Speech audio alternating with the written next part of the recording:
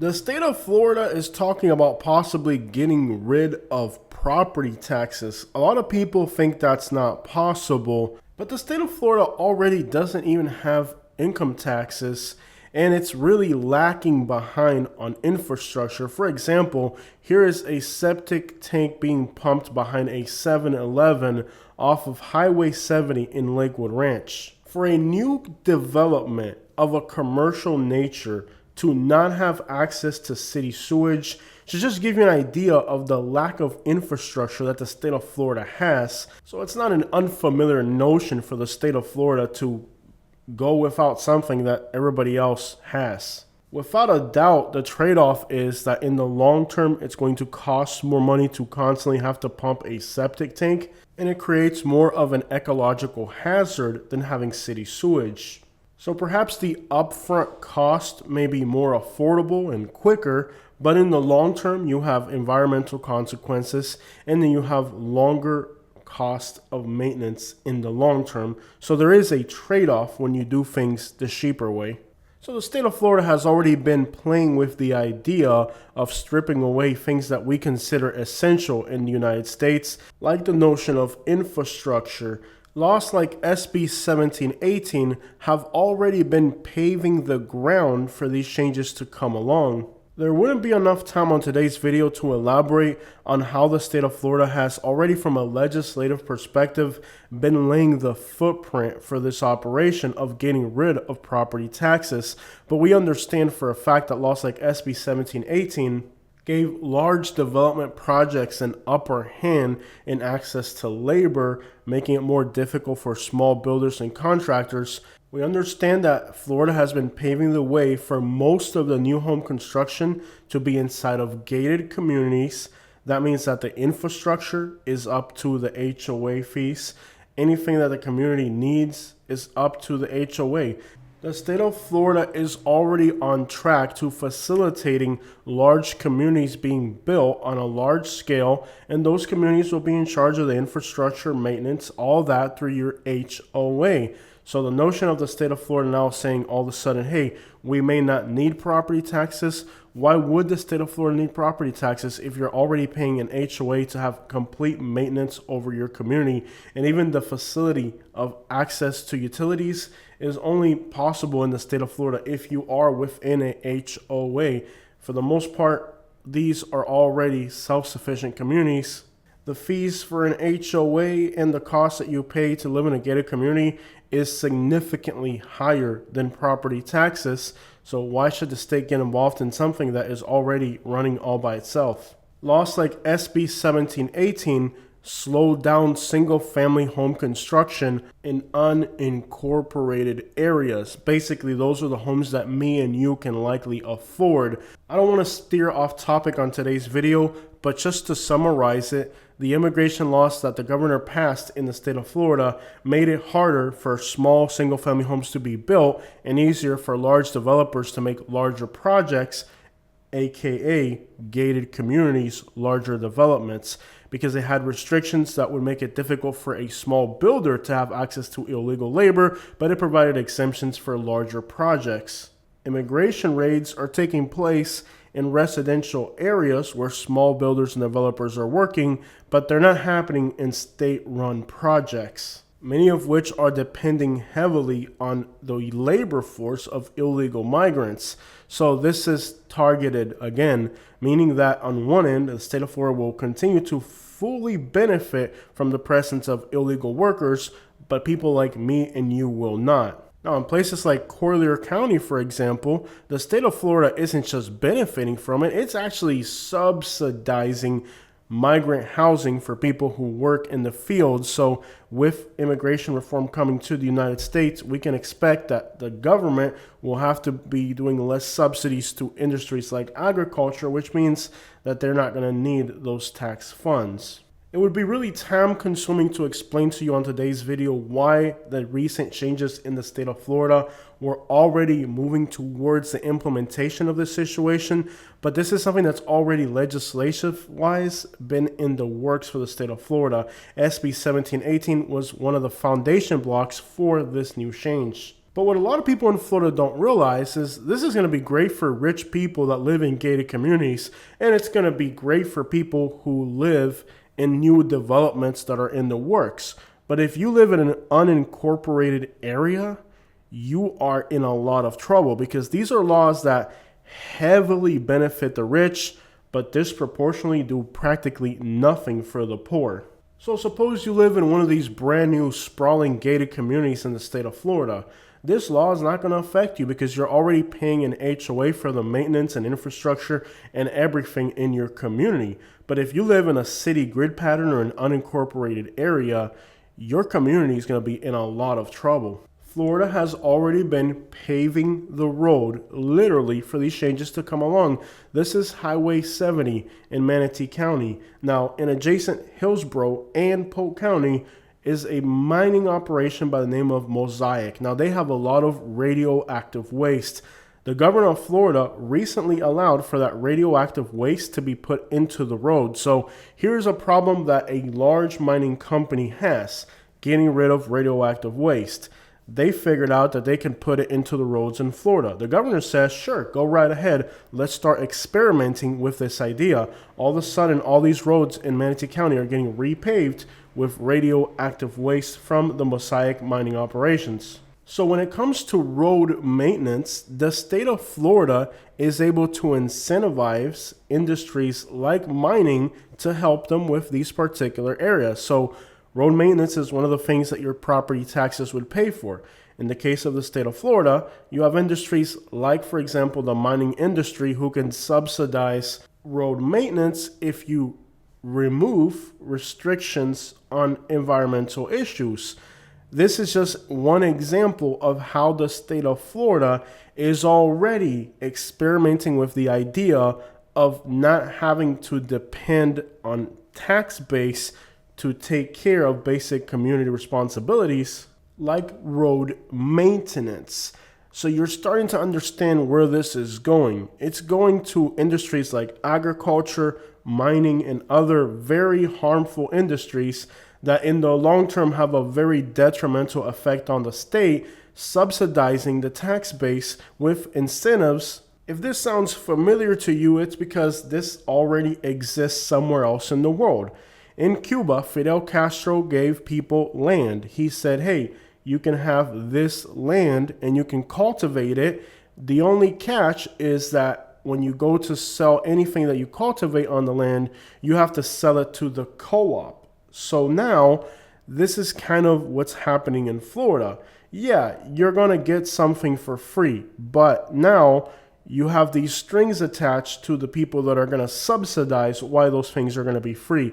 In the case of education, we know that student visas are a rising phenomenon in Florida that are reshaping the demographics of many areas. Like this is Lakewood Ranch, and in this part of Florida, we have already talked extensively about how much this area has changed because of student visas. So when it comes to subsidizing the cost of education without property taxes, the state of Florida has already been flirting with the idea of student visas creating revenue, and it's been very successful because you have this outside source of money that not only infuses money into the school systems through the student visas, education programs that nobody in this country would pay for other than somebody from the external world, somebody from another country who wants to be in the United States, buys the student visas, pays the ridiculous cost of living because they want the rich kids to be in schools in the United States. So the state of Florida has already been recently experimenting with how they can subsidize education through student visas. So for the people who think that the state of Florida isn't really going to be able to get rid of property taxes, they're already flirting with the idea of how they could subsidize road maintenance by letting mining companies put radioactive waste on the roads. They're already experimenting with the idea of how to subsidize education by the fact that student visas are all over Florida and they're paying ridiculous prices for education that people here in the United States would never pay. So all the expenses that we have in the state of Florida that are covered by property taxes, like road maintenance, education, and we could go on and on with these lists, are already being experimented with currently to create a sustainable way to fund public services. the state of Florida has already been experimenting with the notion of finding ways to subsidize public services that are currently being paid by the tax base. All this would indicate that they've been setting the footprint for a project like getting rid of property taxes. So many people think that the state of Florida is planning or going to devise a way to get rid of property taxes, when a lot of people don't realize that the state of Florida has already been setting the footwork to accomplish that. It isn't that getting rid of property taxes is going to be a success when they do it. They have already implemented so many laws that would have suggested this notion that if you've been watching the changes that have been happening in the state of Florida over the last few years, you would kind of understand where all this was going. So great, get rid of property taxes. The mining people will pay for the roads. The schools will be paid for by student visas. Pretty much just get rid of property taxes. We don't have to pay property taxes and everything is good to go in Florida. The rich people live inside gated communities, so they don't need maintenance anyways. And the poor people, oh well, they can figure out how to pave their own roads. So solution solved, right? No, not really. It's a lot more complicated than that. Agriculture and mining are huge players in the state of Florida that can definitely subsidize a lot of services for people in Florida. But that's not really the biggest moneymaker for Florida. The biggest moneymaker for Florida is tourism. If you guys remember a while back, Florida's governor was trying to put golf courses and hotels inside of state parks. The model that the state of Florida is using is the same model that already exists in Cuba. Now, a lot of things have failed in Cuba for a lot of different reasons. But there's one thing that hasn't failed in Cuba, and it's the fact that the state of Cuba generates billions of dollars every single year through a tourist industry based simply of putting, well, resorts and hotels and golf courses in areas that everybody else can't access because they're protected. So the blueprint that the state of Florida is trying to copy is the economic blueprint that works in Cuba. And like I said, a lot of things have not functioned in Cuba. The only thing that has functioned in Cuba is its tourism model that has been very productive for Cuba, making the government of Cuba extraordinarily rich while the people have become very poor. So all of the models and predictions and things that could happen have already been tested in Cuba and in Florida. They really do understand what they're doing. But getting rid of property taxes will have one simple consequence, and it's something we know because we've all been to San Antonio, Texas. In San Antonio, Texas, you can't buy any property that you're not going to utilize because the property taxes are so high that nobody invests there. Only properties that are being inhabited are built, which means that San Antonio, Texas, while having some of the most ridiculous property taxes, also has some of the most affordable housing. And well, you can do the complete opposite. You can have literally no taxes and extraordinarily expensive costs of real estate. Did you catch that? In San Antonio, Texas, you have very high taxes on real estate. Thus, their housing market is affordable. So if you were to do the complete opposite, if you were to create a place where there is no taxes on real estate, then people would invest there. And this is what the state of Florida continues to try to do. Making real estate pop up is the biggest moneymaker in Florida other than tourism, new home development, and development of communities. This is what Florida does. And it makes the population grow, and that's what the state of Florida likes to brag about. The biggest brag that the state of Florida has is that the population has been growing. So if you are now able to make people from all over the world want to invest in Florida, and if you provide an avenue for them to be able to do that, student visas, you create an economical model similar to what exists in Cuba, where the tourism independently funds the government. In Cuba, the government gave people land that was free and tax-free.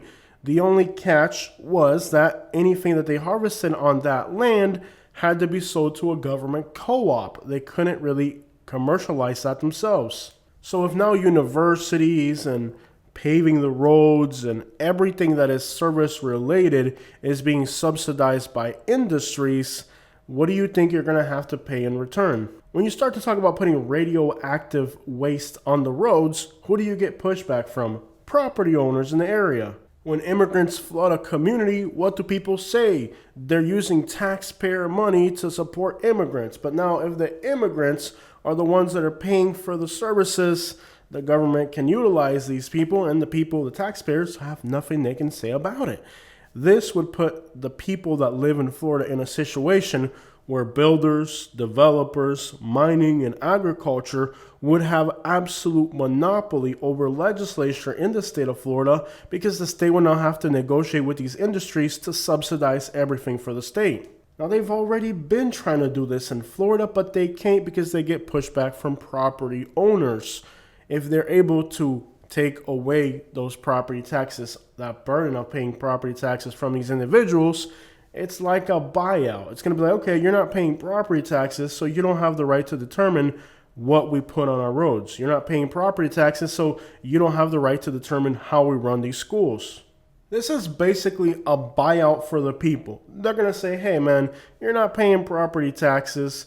Good for you. You have real estate. You're not paying income tax. You're not paying property tax. You're practically living here for free, but you don't have any say in how any of these things happen. So if they want to contaminate the environment, there's nothing you can say. If they want to kill all the fish in the Gulf by throwing freaking waste from all the agriculture out there in the Gulf, you have absolutely no say. Everything will be up to the state of Florida to make a negotiation with industries like mining and agriculture and builders and developers, so they can build their huge communities that are self-sufficient, that don't depend on the infrastructure of the state, something they've already been implementing for quite a while. Like I said, these things are already in the works. And the biggest problem really that developers, industries like tourism, mining, and agriculture have in the state of Florida is that they want to destroy the state of Florida, and the only thing that's getting in their way right now is the people. But if the people that live in the state of Florida are paying no income tax and they're paying no freaking property taxes, they're practically living for free, just like in Cuba, where you're living for free. But when you're living for free, you don't have a lot of say in what happens. So the model of tourism and industry in Cuba that's been successful in Cuba is going to be implemented in Florida, where, hey, all this stuff is for free, but you don't really have any right to contest anything. So the notion of the state of Florida functioning without property taxes isn't strange. The state already practically exists without income taxes, something that some states depend on. But you can clearly see the difference between a state that has income taxes and a state that doesn't have income taxes. And while the state of Florida may talk about how effective it is without it, let's not forget the collateral damage, like the contamination in the Gulf of Mexico. So industries like tourism, mining, agriculture are going to be able to do whatever they want in the state of Florida, similar to what exists in Texas, where they put up an oil ring next to your house and there's nothing you could do about it. I mean, if you want to talk about a good example of why this model doesn't work, just look at the state of Texas. Have you been to Galveston Beach?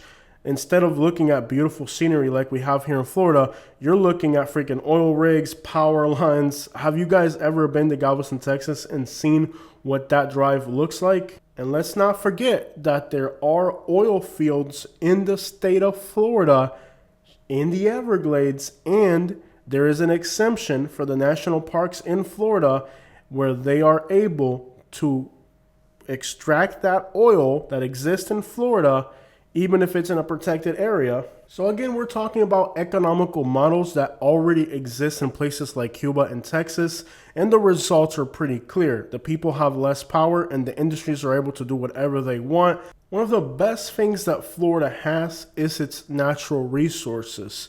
Its nature attracts people, and little by little, these industries don't have any respect for the nature, the fauna, the vegetation, nothing in Florida. The state of Florida has seen what used to be a beautiful state with lots of wildlife. Practically, we've lost 99% of the biomass in the state of Florida over the last 20 years. So the state of Florida used to be this pristine natural wilderness. It was beautiful, and that was part of the allure of people wanting to live in Florida, you know, the natural settings, being near the beaches.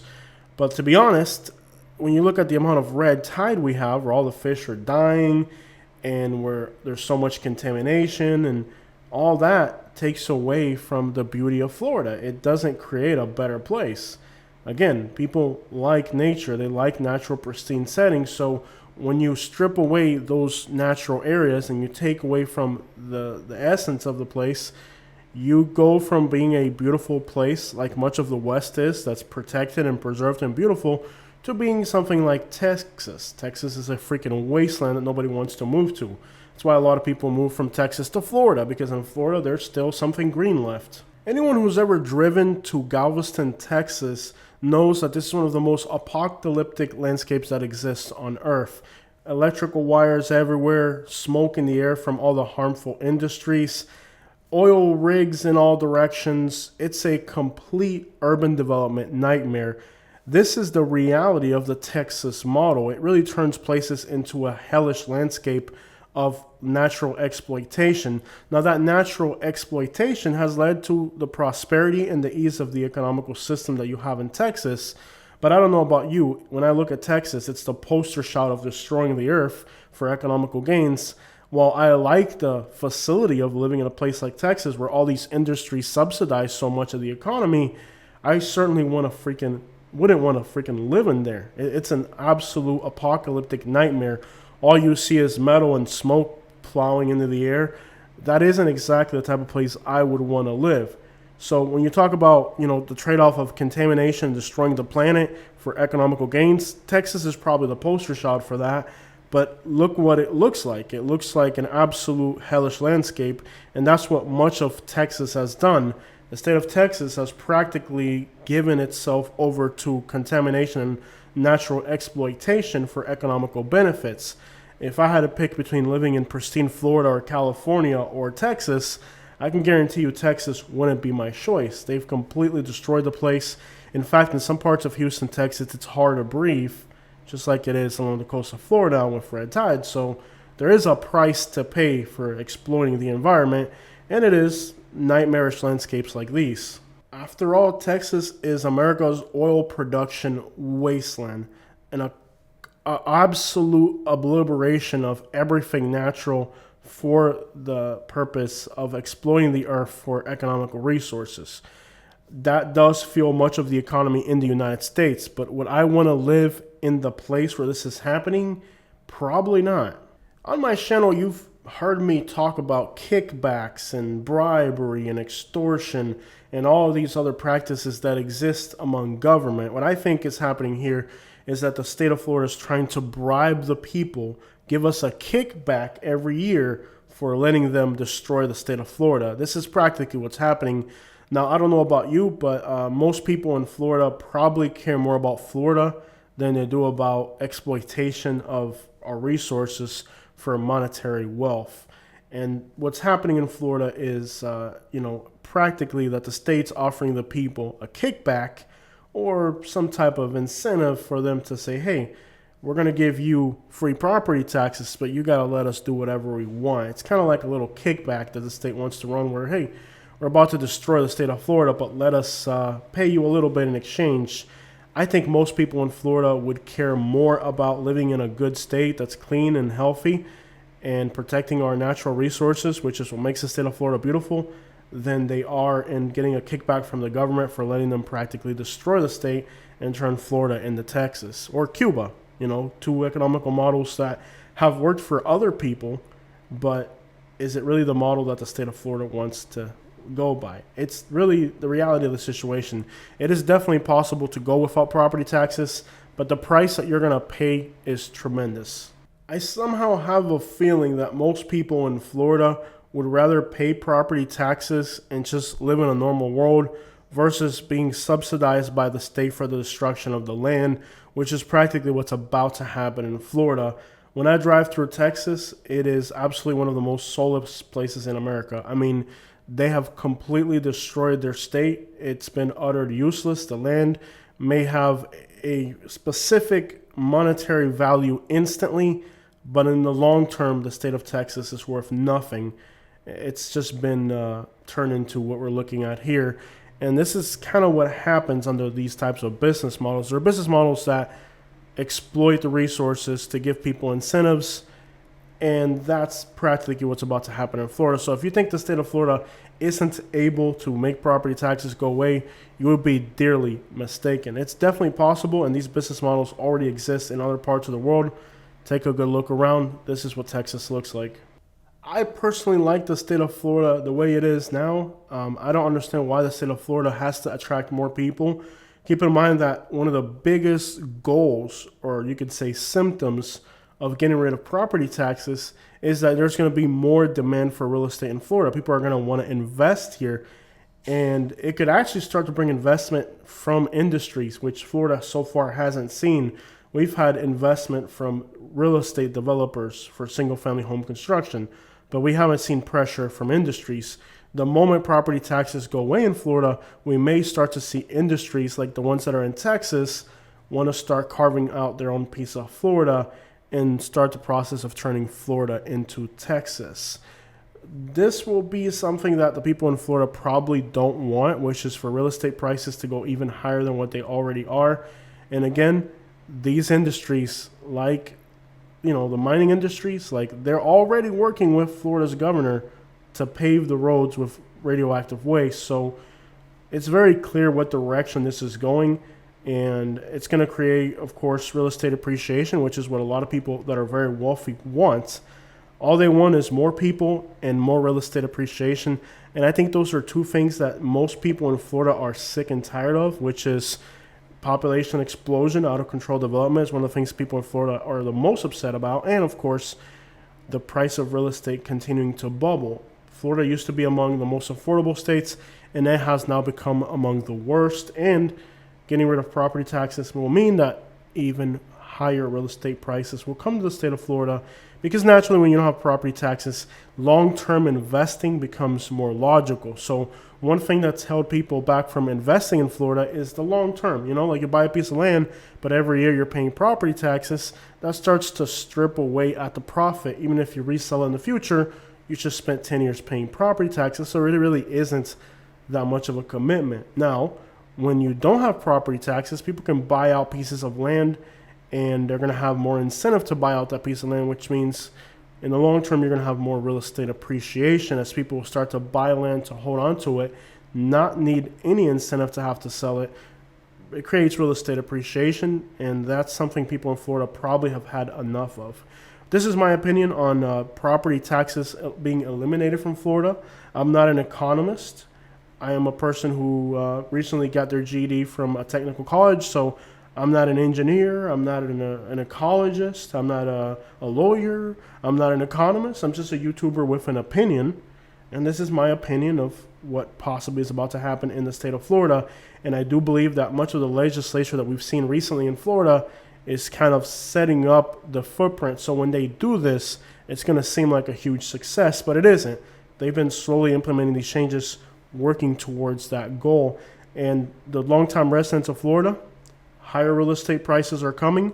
Cost of insurance will be ridiculous. I mean, anybody who knows that natural disasters always have a correlation with contamination and disregard for the environment knows that that's coming either way. But of course, real estate values increasing would also mean that insurance costs are going to increase as well. The more your property is appreciated at, the more it's going to be taxed when it comes to insurance. Kind of an interesting effect of this will be that, you're not going to be paying the tax man, you're going to be paying the insurance man, because the more your property appreciates too, the more you're going to have to be supplying when it comes to insurance. So if your property in Florida now is worth $300,000 and now it's worth $100,000 more or $200,000 more, now you have to insure it for that much more, which means you may not be paying it in property taxes, you're going to be paying it in, that's right, cost to insure. And a lot of people in Florida that are retiring in the state of Florida don't want to continue to see things soar. So they may think that initially, well, if I'm not paying property taxes, I can retire in Florida. Well, not exactly. So you're not going to be paying it in property taxes. You're going to be paying it in insurance because property appreciation. You're going to be paying it in a lot of different ways. Keep in mind that the less services you provide to people, the more of a nightmare you create for society. And we know that the states that tax the most, and take Rhode Island, for example, has the lowest homicide rate, right? Why do you think it has the lowest homicide rate? Well, it also has the most public housing. It also has the most resources available to people that need it. So, when you provide people services and resources, they're successful. But when you deprive people of things, look at Louisiana, Mississippi. Would you want your state to turn to Louisiana or Mississippi? I mean, what states have the lowest property taxes? Alabama, Mississippi, Louisiana. What states have the highest homicide rate? Cancer rates. I mean, if it is bad, those states have it. We're talking homicide rates. We're talking, if it's bad, you create that type of society when you don't have resources. So the state of Florida will also become a place where if you don't have resources, well, you're also going to have other bad categories increase. It's a trade-off. There's no doubt about it. There's a trade-off. I mean, the clear and definitive answer is look at the states that have the lowest property taxes. Alabama, Louisiana, Mississippi, West Virginia. Would you want to live in those states? Probably not.